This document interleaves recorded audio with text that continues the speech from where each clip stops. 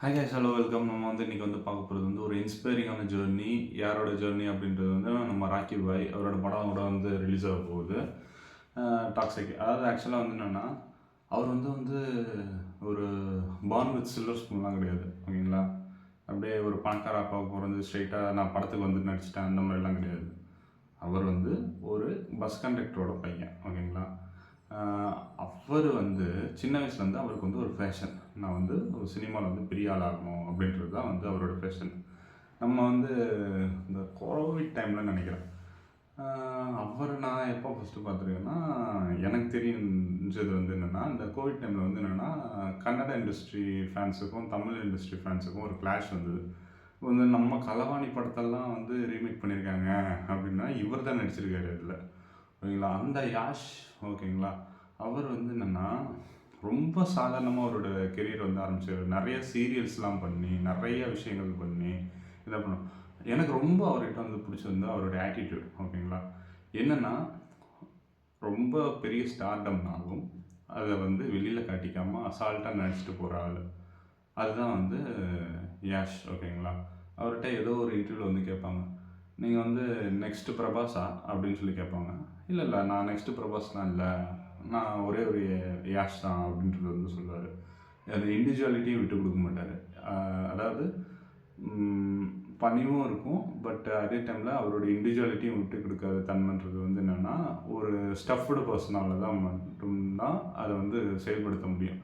அப்படிப்பட்டது தான் யாஷ். அவரோட இனிஷியல் டைமில் அவரோட மூவிஸோட ப்ரொமோஷன்ஸ்லாம் எப்படி பண்ணியிருக்காரு பாருங்களேன். அந்த பஸ்ஸஸ் இருக்கும் பார்த்தீங்களா, அந்த பஸ்ஸஸ்லாம் ஏறி அந்த பசங்கிட்ட அந்த வர பேசஞ்சர்ஸ் கிட்டலாம் போஸ்டர் கொடுக்குறேன், இந்த மாதிரி என் படம் ரிலீஸ் ஆகுது, பாருங்கள், நல்லாயிருக்கும் என் படம் அப்படின்னு ப்ரொமோஷன். இப்போ இன்றைக்கி மெட்ரோவில் போன வாரம் டாக்ஸிக் அப்படின்னு சொல்லிட்டு ஒரு பெரிய போஸ்டர். இது என்ன உணர்த்துதுன்னா, நீ வாழ்க்கையில் எங்கேருந்து ஆரம்பிக்கிறன்றது இதுவே கிடையாது, ஓகேங்களா. ஆனால் வாழ்க்கை உனக்கு ஒரு இடத்த கொடுக்கும். அது எப்போ வேணால் நடக்கும். சக்ஸஸ் ஓவர் நைட்டில் நடக்கும். ஆனால் சக்ஸஸ்க்கான ப்ரிப்ரேஷன் ஓவர் நைட்டில் நடக்காது. அதுக்கான ப்ரிப்ரேஷன் நிறைய வருஷங்கள் உழைச்சி அதை எடுத்துடணும்.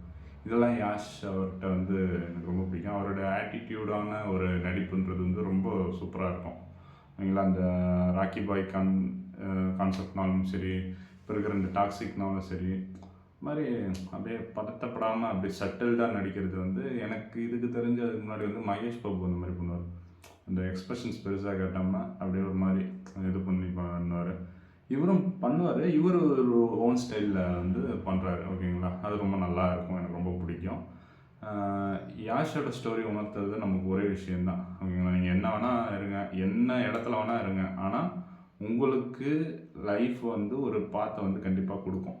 அதில் நீங்கள் உங்கள் உழைப்பை போட்டுக்கிட்டே இருந்தீங்கன்னா நீங்களும் ஒரு சக்ஸஸ்ஃபுல் பர்சனாக மாறணும். எதுக்கு சக்ஸஸ்ஃபுல் பர்சனாக மாறணும் அப்படின்னா, அது உங்களுக்கே தெரியும், ஓகேங்களா. ஏன்னா சக்ஸஸ் இருந்தால் தான் இங்கே இந்த ஒரு படம் வரும், இந்த என்ன பண்ணுறதுன்னா ஃபேமிலி ஸ்டார். அப்படின்னா இங்கே சக்ஸஸ் இருந்தால் தான் சார் நம்மளெல்லாம் மதிப்பாங்க, ஓகேங்களா. இல்லைனா நம்மளை தூக்கி போட்டுருவாங்க அப்படின்றது தான் உண்மை, ஓகேங்களா. மறக்காமல் நம்ம சேனல் சப்ஸ்கிரைப் பண்ணுங்கள். ஜாதகம் எதிர்பார்க்கலாம் 68886622 நம்பருக்கு பின் பண்ணுங்கள். நம்ம தலைமுறைக்கு ஏதாவது என்ன வேணும்னாலும் சொல்லுங்கள், நம்ம பக்காவாக பண்ணித்தரோம். மறக்காமல் நம்ம சேனல் சப்ஸ்கிரைப் பண்ணுங்கள். நன்றி, வணக்கம்.